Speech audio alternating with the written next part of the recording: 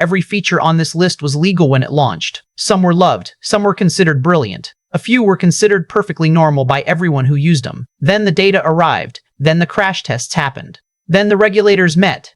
And the things that seemed fine, on paper, in a showroom, on a quiet road, turned out to be deeply, measurably wrong on the roads where real people actually drove. Here are 25 car features that were real, were used, were sometimes loved, and are now illegal.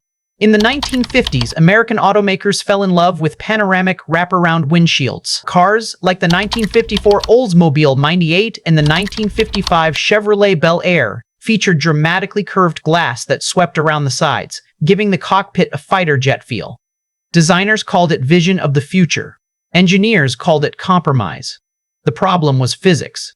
Curved glass distorts light. Objects near the edges appeared shifted, bent, or doubled. At highway speeds, a pedestrian stepping off a curb could appear to be somewhere they weren't. European safety regulators began pulling back, requiring flatter, optically neutral glass for road use. The US eventually followed. Today's windshields look flat by comparison because they are engineered for optical clarity above all else. But electric vehicles and next-gen cockpit designs are revisiting curved glass with advanced coatings and laminate technology that corrects distortion without killing the aesthetic. The 1950s dream isn't dead. It's just waiting on better chemistry. They wanted drama. The law wanted clarity.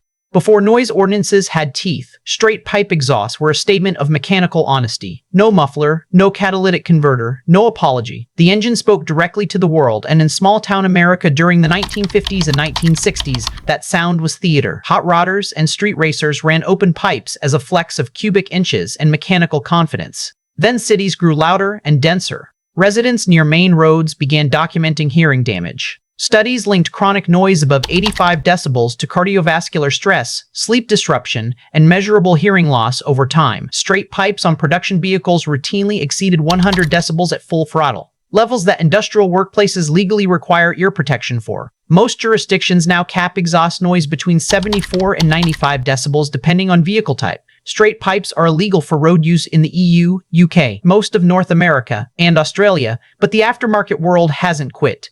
Active exhaust valves let modern performance cars like the BMW M3 and Ferrari Roma play loud at full throttle and go quiet past midnight. Same theater, smarter delivery. The sound was freedom. The law said your neighbors have rights too. 3. Suicide doors. 1930s. Luxury cars. Status, banned on production vehicles in many markets due to ejection risk and crashes. Rear-hinged doors looked aristocratic on 1930s luxury cars. The Lincoln Continental, the Rolls-Royce Silver Wraith, and various coach-built European tourers used them because they made entry and exit effortless. You stepped in forward, naturally, without ducking around a pillar. The visual elegance was undeniable. Wide open, they framed the interior like theater curtains. But the name said it all. If a rear-hinged door opened while the car was moving, aerodynamic pressure flung it wide instantly. At 40 miles per hour, an unlatched door became a scoop. Passengers who leaned on the door or grabbed it reflexively were ejected. Accident data from the 1940s and 1950s showed rear-hinged doors involved in a disproportionate number of ejection fatalities. Federal motor vehicle safety standards in the U.S. effectively ended rear-hinged doors on production cars by requiring doors to withstand crash loads and latch reliably under stress. But designers never stopped loving them. The 2016 Rolls-Royce Dawn brought them back with triple latch mechanisms and electronic interlocks that prevent opening above a certain speed. The Mazda RX-8 used them as rear access doors with a required front door open first. The danger was real. The elegance was worth solving for. Beautiful engineering. Deadly physics. Eventually, smarter locks. Tetraethyl lead was the miracle additive of the 20th century. Added to gasoline beginning in the 1920s, it raised octane ratings, reduced engine knock, and allowed automakers to build higher compression engines producing more power. By mid-century, virtually every performance engine ran on leaded fuel. The muscle car era of the 1960s depended on it. Without lead, those compression ratios weren't possible. The damage was systemic and generational. Lead is a neurotoxin with no safe exposure threshold. It accumulates in blood and bone, damages developing brains, reduces IQ in children, and causes cardiovascular disease in adults. By the 1970s, epidemiological data was unavoidable. The US began phasing out leaded fuel in 1973, and by 1996 it was fully banned. Europe followed, and today, leaded automotive fuel is illegal worldwide except for aviation piston engines. Classic cars with hardened valve seats were retrofitted or converted. High-compression engines from the muscle car era required head modifications or lead substitute additives to run without destroying valve seats on unleaded fuel. An entire generation of mechanical heritage had to be re-engineered to survive the correction of a century-long mistake. The power was real. The poison was realer. They built engines for a fuel the world eventually had to ban. For the first 6 decades of the automobile, cars shipped without seatbelts as standard equipment, not as an option, not as a dealer add-on, simply without them. The 1955 Ford Thunderbird, the 1960 Chevrolet Impala, the early 1960s Volkswagen Beetle all left the factory assuming passengers would simply stay in the car through inertia, good luck, and optimism. The physics disagreed violently. At 30 miles per hour, an unbolted occupant hitting the steering wheel or dashboard experiences forces equivalent to falling from a 3-story building. Ralph Nader's 1965 book Unsafe at Any Speed documented the carnage in statistical and human detail. Congress responded with the National Traffic and Motor Vehicle Safety Act of 1966, requiring seatbelts in all new U.S. passenger vehicles from 1968. The numbers since are staggering. The CDC estimates seatbelts have saved over 370,000 lives in the U.S. alone since 1975. Modern 3-point belts, pretensioners, and load limiters have turned a simple strap into an engineered system. But the baseline insight that the human body needs to be restrained during a sudden stop was obvious from the beginning. The industry just didn't want to say cars needed saving from. The absence of a feature was itself the deadly feature. Early truck and commercial vehicle design placed a fuel tank directly behind the dashboard, above the engine firewall and ahead of the cab. The logic at the time was pure convenience. Gravity feed to the carburetor, easy refueling, simple plumbing. Ford's early commercial trucks and various European utility vehicles through the 1940s used this configuration without significant regulatory scrutiny. A frontal collision told the full story. The dashboard-mounted tank sat exactly where occupants were thrown forward in a crash. Rupture was nearly guaranteed in moderate impacts. Fuel meeting hot engine components or electrical sparks produced fires that trapped occupants. The fuel tank, which should protect energy at a distance from passengers, was positioned as an obstacle between the human body and survival. Modern fuel tank placement regulations require tanks to be in protected zones, typically ahead of the rear axle, shielded by frame rails, and away from both crash zones and occupants. Crash tests specifically evaluate fuel system integrity. Fuel fire deaths in modern cars are vanishingly rare compared to the 1940s and 1950s.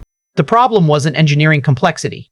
It was that nobody had written the rule yet. Convenience put the explosion where the driver sat. The 1950s chrome obsession gave American cars bumpers that were more sculpture than safety. The Cadillac Eldorado's Dagmar bumper bullets, the Buick's vertical guards, the Studebaker's pointed chrome spears jutting forward were design statements of power, aggression, and post-war prosperity. Gas station attendants polished them. Car show judges evaluated them. Owners paid extra for the chrome packages.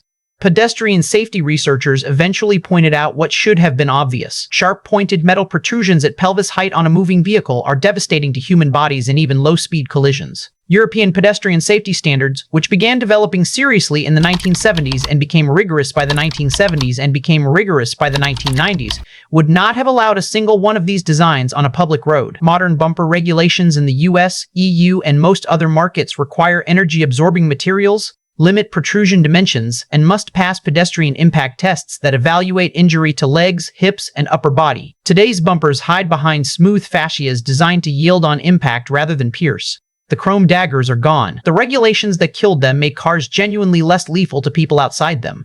They made bumpers beautiful and accidentally made them weapons. 8. Nitrous oxide systems. Street installation. Status. Status, illegal for road use in most U.S. states and most countries. When plumbed to the engine, nitrous oxide injection was borrowed from military aviation, where piston engine fighters used it for emergency bursts of power during World War II.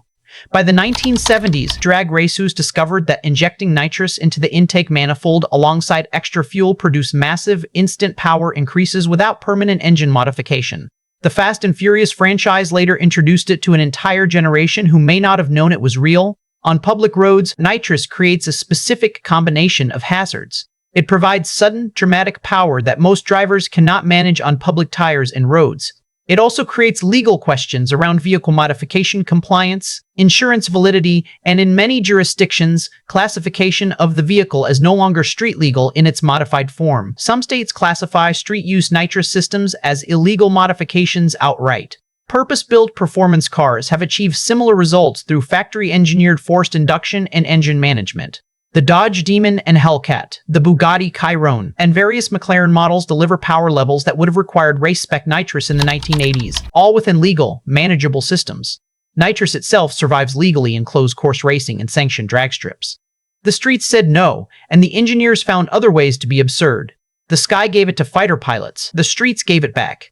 Hot rod customizers in the 1940s and 1950s discovered that lowering a car's roofline transformed its visual proportion. A tall, boxy pre-war sedan became sleek and threatening with 4 inches removed from its roof pillars, and the body dropped over a lowered frame. The technique, called chopping and channeling, required cutting the A, B, and C pillars, removing material, re-welding, and reshaping the glass openings. Done well, the results were stunning. The pillars that customizers were cutting through are the primary load-bearing structure in a rollover event. A standard production vehicle's roof must support a specific multiple of its own weight in a crush test before collapsing onto occupants. A chopped and channeled custom with re-welded pillars of reduced cross-section fails these tests badly.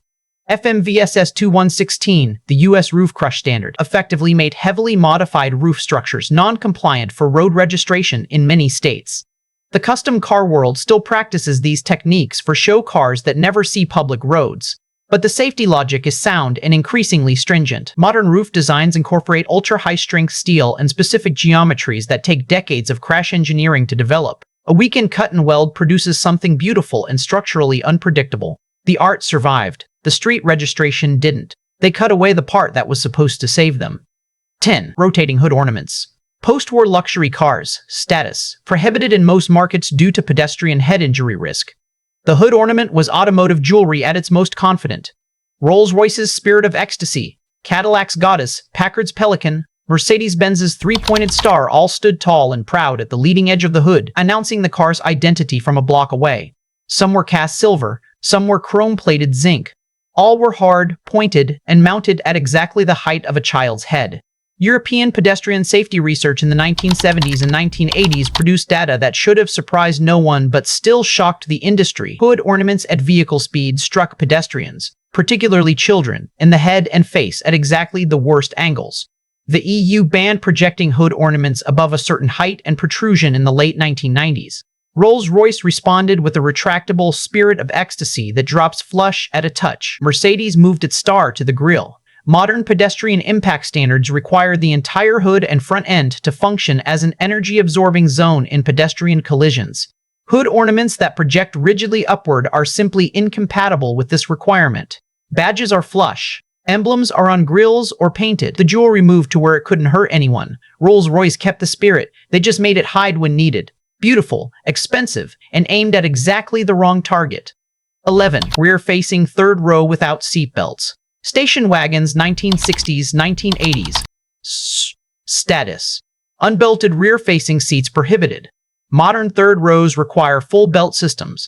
The rear-facing station wagon seat was the 1970s equivalent of a children's adventure. Families loaded into Ford Country Squires, Buick Estate wagons, and Chevrolet Caprice wagons, and the lucky kids got the way back, the rearward-facing fold-up bench over the cargo floor. There were no seatbelts back there, sometimes no padding worth mentioning, and a clear view of everything the car was leaving behind. In a rear collision, which is the primary risk for rear-facing passengers, occupants were thrown forward into the cargo area or into the back of the second row seat. In a frontal collision, rear-facing passengers were thrown backward against the tailgate or liftgate. Neither outcome had any restraint system involved, and HTSA data from the period showed elevated fatality rates for unrestrained rear cargo area occupants in crashes of any kind. Modern third-row seats are forward-facing, anchored to the vehicle structure, and equipped with three-point seatbelts. Some minivans and SUVs offer the ability to fold seats rearward, but always with belt systems designed for that orientation. The nostalgia for the way back is real. The safety case for returning to it is non-existent. Some memories are better left as memories. A whole generation rode in the least safe seat in a moving car and called it fun. Mechanical fuel pumps driven directly off the camshaft were the standard fuel delivery system for carbureted engines from the 1920s through the 1970s. Simple, reliable, cheap, and entirely indifferent to fuel mixture precision. The pump pushed fuel to the carburetor. The carburetor mixed it with air based on mechanical jets and floats, and the engine burned whatever it received. At idle, part throttle, full throttle, the chemistry was always approximate. Approximate combustion chemistry produces approximate emissions. Unburned hydrocarbons, carbon monoxide, and nitrogen oxides came out of tailpipes in quantity to produce the visible, breathable smog that blanketed Los Angeles, London, Tokyo, and every major industrial city by the 1960s. The U.S. Clean Air Act of 1970 set emission standards that carbureted mechanical pump systems structurally could not meet. Electronic fuel injection, catalytic converters, and engine management computers solved the chemistry problem precisely. Modern engines emit a tiny fraction of the hydrocarbons and CO that a comparable carbureted engine from 1970 produced. Registering a carbureted engine that fails emissions testing is illegal in most of the developed world. The exhaust it produces effectively is. They built engines that worked. Nobody measured what came out the back. The Reliant Robin became Britain's most famous three-wheeler and one of motoring's most affectionately mocked vehicles. 3 wheels, fiberglass body, motorcycle-derived engine, and a single front wheel that made the car dynamically unpredictable at the limit. The Robin leaned on a practical argument. It was legally classified as a motorcycle in the UK, meaning owners needed only a motorcycle license and paid lower road tax. The single front wheel created a geometry that made the Robin genuinely prone to tipping in hard cornering. The BBC's Top Gear famously demonstrated this in an exaggerated way, but the underlying instability was real and documented. EU vehicle safety regulations developed through the 1990s and 2000s applied increasingly stringent stability and crash requirements to three-wheelers that the Robin's design, in original form, could not meet. The modern inheritors of three-wheel philosophy, the Polaris Slingshot, the Vanderhall, the Can-Am Ryker, all use 2 front-wheel configurations for stability and have roll protection engineered in. Elio Motors proposed a proper enclosed 2 front-wheel three-wheeler with full safety systems before stalling out. The principle that you can build an efficient three-wheeler is sound. The execution had to get smarter about geometry and occupant protection. Brilliant tax strategy, geometry that disagreed on corners. Radar detectors arrived as the natural response to speed enforcement technology. Once police departments adopted radar guns in the 1970s, the electronics industry immediately produced receivers that could detect the radar signal before the gun measured your speed. The cat and mouse was immediate and commercially enormous. Fuzzbuster became a household name. Millions of American drivers mounted detection units on their dashboards and considered themselves technologically ahead of enforcement. The legal response varied dramatically by jurisdiction. Virginia and Washington, D.C. made radar detectors illegal. Canada banned them entirely. Australia, the UK, and much of Europe prohibit both possession and use. The argument is straightforward. The only purpose of a radar detector is to allow a driver to exceed speed limits without being caught. GPS-based speed camera warning systems occupy a legal gray area. Apps like Waze incorporate community-reported speed enforcement locations. The debate between driver awareness and enforcement effectiveness continues. But the original radar detector, built purely to beat the speed gun, remains illegal in large parts of the world and carries heavy fines where prohibited. Built to beat the law. Found that the law was paying attention. Neon undercar lighting peaked in the late 1990s and early 2000s alongside the import tuner scene. Pink, blue, green, and purple tubes mounted beneath car bodies cast colored light across road surfaces and turned parking lots into automotive light shows. The Fast and Furious era made them ubiquitous. Custom shops offered full kits. Electronics retailers sold boxed systems. For a specific cultural moment, glowing ground effects were the signal that a build was serious. Traffic law enforcement agencies across the US and internationally had one consistent response. Moving vehicles cannot display colored lights that interfere with other drivers' ability to distinguish emergency vehicle signals. Blue and red in particular are reserved for police and emergency services. Purple, green, and white lighting while moving creates distraction and potential confusion. Most U.S. states prohibit use of aftermarket lighting while the vehicle is in motion on public roads. Static display at car shows remains perfectly legal, and the custom lighting community is very much alive, now using LED systems far brighter, more controllable, and longer lasting than the original neon tubes. Some manufacturers have introduced subtle ambient underglow as factory options on limited models. The rule is consistent worldwide. What you display at a show is art. What you display at speed is a traffic hazard or impersonation. The car wanted to be seen. The law decided which colors were reserved. Remote engine starters became enormously popular in cold climate North America through the 1990s and 2000s. The pitch was simple. Start your car from inside your house, let it warm up and defrost, walk out to a warm cabin. In Minneapolis, Edmonton, and Buffalo in January, this felt like a genuine quality of life improvement. Aftermarket units sold in the millions. Automakers began integrating remote start as a factory feature. Anti-idling regulations existed before remote starters were common, but gained enforcement attention as remote start adoption grew. New York City prohibits idling for more than 1 minute. Many Canadian cities cap unattended idling at 3 to 5 minutes. The environmental argument involves particulate matter and CO2 output. Modern engines don't need warm-up time the way older designs did. Modern oil circulation reaches operating temperature more efficiently through gentle driving. The automakers have responded with systems that combine remote start with rapid cabin heating via improved HVAC systems and heated seats. Electric vehicles entirely sidestep the idling debate since cabin heating can be preconditioned without running an engine at all. The desire to enter a warm car is legitimate. The 10-minute idle at the curb is increasingly both illegal and unnecessary. Solve the cold. Created a different kind of hot water. Spinning wheel covers with independently rotating centers were one of the more visually striking automotive accessories of the late 1990s and early 2000s.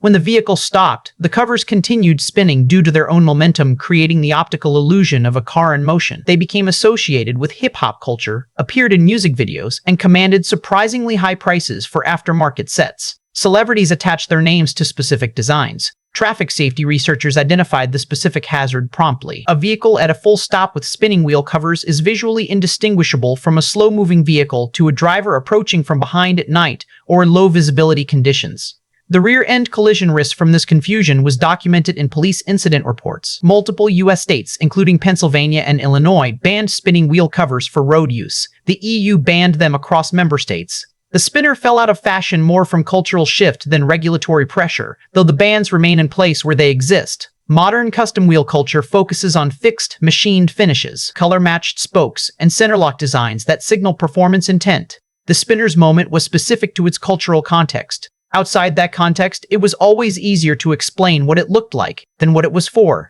Looked fast standing still. That was exactly the problem. Before electricity became reliable on automobiles, headlamps burned acetylene gas generated from calcium carbide and water in a canister mounted to the car's running board. The flame produced a surprisingly bright white light through a parabolic reflector. Early drivers on pre-WWI vehicles used these systems, adjusted the gas flow manually, lit the burners with a match, and hoped the wind didn't extinguish them on the way home. Open flame headlamps on a vehicle carrying gasoline had a failure mode. Vibration, wind, mechanical fault, or running out of carbide mid-journey left drivers in total darkness. The flame could also ignite fuel vapors in a collision. As electrical systems became reliable in the 1920s, regulatory bodies in the US and Europe began requiring sealed electrical units. Acetylene units were grandfathered out of road use. Modern headlight standards require minimum luminous flux, specific beam patterns to avoid blinding oncoming drivers, shock resistance, and defined service lives. The progression from acetylene to sealed beam to halogen to HID to LED to laser headlights, a lit match in a glass bowl was a starting point. It was never going to be the destination. Light powered by fire, on a car powered by explosions. Early automobiles in the 1900s and 1910s placed throttle control on the steering column, or even outside the cockpit in various configurations. Some designs had hand levers that controlled engine speed independently of a floor pedal. Racing cars of the Edwardian era sometimes used external hand throttles for fine speed control during long-distance events.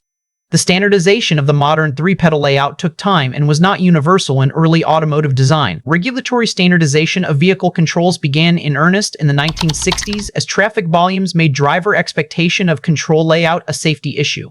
A driver moving from one vehicle to another needed to find identical control positions without thinking. An unfamiliar throttle location under stress produces the exact wrong response. FMVSS and international equivalents define the permitted control layouts for road vehicles, eliminating non-standard configurations from legal road registration. Non-standard controls are permitted specifically as adaptive equipment for drivers with disabilities, certified through medical and engineering processes that ensure the modification is safe for that specific driver. Fully autonomous vehicles are revisiting the question of what controls are even necessary, with some concepts eliminating the pedal set entirely. The control layout we treat as universal was itself a regulatory decision. It just happened early enough that it now feels like physics. When everyone drives differently, nobody drives safely together. Aftermarket air horns borrowed from semi-trucks became a popular modification in the 1980s and 1990s, particularly on pickup trucks and SUVs. The logic was safety through volume. If the factory horn was 100 decibels, 150 decibels should be better. Musical train horns playing Dixie melodies, foghorn blasts that shook car windows, and multi-trumpet air systems powered by compressors all found their way onto street vehicles by drivers who found the factory unit insufficient. A horn at close range above 130 decibels can cause immediate temporary hearing damage. At 150 decibels, the threshold of immediate permanent damage is crossed. Beyond the physiological issue, extremely loud horns cause panic responses in other drivers that most jurisdictions specify maximum horn output require a single consistent tone rather than musical sequences. Electric vehicle manufacturers have introduced a completely different horn problem: how to make cars audible enough for pedestrians when the drivetrain is silent.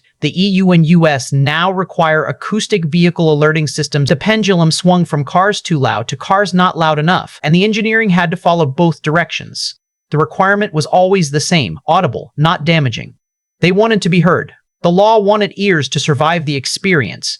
Before laminated safety glass became standard in the 1930s and 1940s, automobile windshields were made of regular plate glass or, in some cases, early tempered glass. The transparency was excellent. The UV filtering was non-existent. Drivers on long, open road journeys received full ultraviolet exposure. Touring developed visible facial tanning lines and long-term sun exposure damage from extended driving.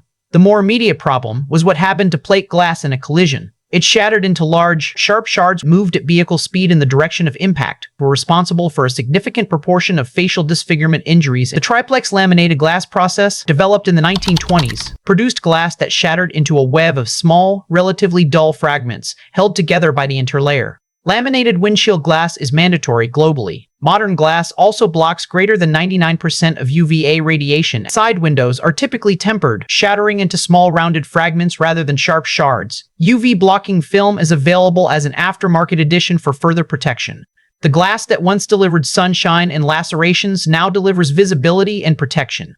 The UV tan line is gone. The scalpel windshield is gone with it. Crystal clear, perfectly dangerous. The upgrade was mandatory. Luxury van conversions and high-end custom builds of the 1980s began installing television screens in positions that the driver could view while operating the vehicle.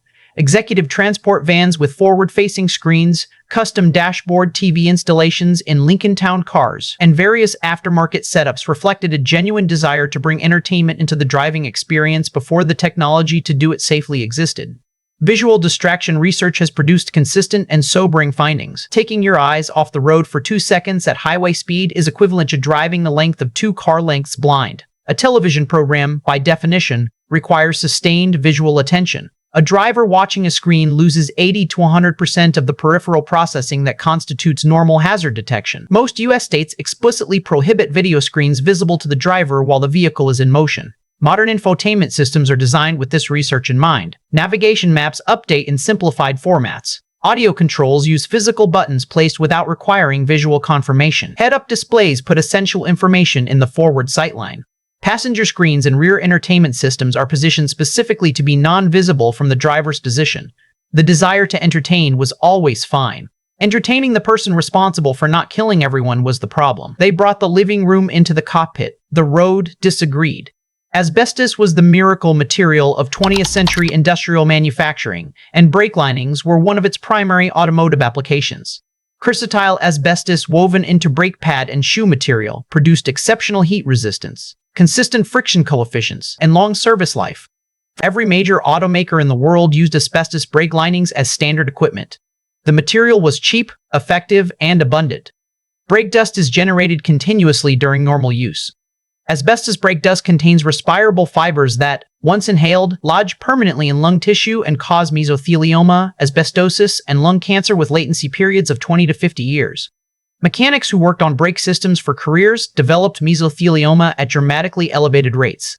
The causal link was documented thoroughly by the 1970s. The EPA began restricting asbestos uses and most applications by 1989. The EU banned asbestos entirely in 1999. Modern brake linings use ceramic composites, semi-metallic compounds, and organic materials that provide equal or superior performance without the carcinogenic risk. The transition required significant materials engineering but produced better brake feel, lower dusting, and longer pad life as secondary benefits.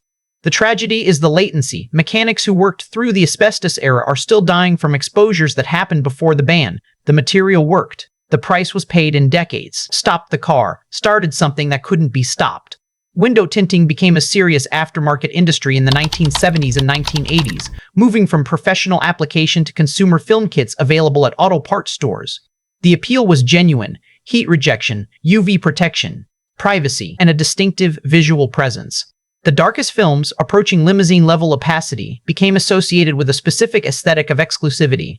Custom shops offered full blackout treatments. Some builds featured front windshields tinted to near-opaque levels. Night driving with heavily tinted front glass creates a documented hazard. The tint that reduces glare during daylight reduces available light equally during night conditions when visibility is already limited. A 70% VLT tint on the windshield reduces visible light transmission to a level that impairs hazard detection at nighttime stopping distances. Most U.S. states require at minimum 70% VLT on windshields. Many require 70% on front side windows.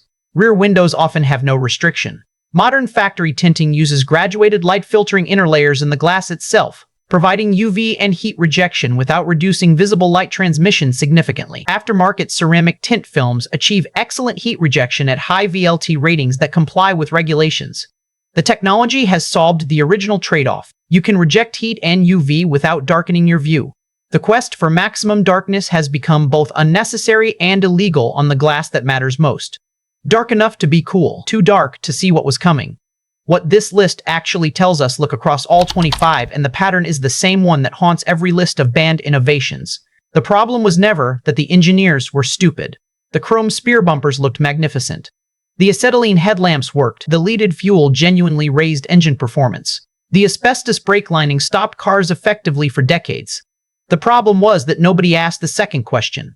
The first question was always, does it work? The second question, which regulators eventually forced onto the table, was, what does it cost? Not in dollars, in bodies, in lungs, in pedestrians, in children in the way back, in mechanics 20 years later. Regulations aren't the enemy of progress. They're the documentation of everything progress got wrong the first time. Every ban on this list represents a point where the evidence became undeniable and someone finally said, this one's done. The cars got faster, safer, cleaner, and quieter, not by fighting that process, but by engineering through it. The features that survived were the ones that could answer both questions well. The ones on this list couldn't. And that's exactly why they're here. That's 25 strange car features the law eventually had to kill. The engineers weren't always wrong about what worked. They were just early and sometimes wrong about what it cost. Progress isn't always forward. Sometimes it's a full stop.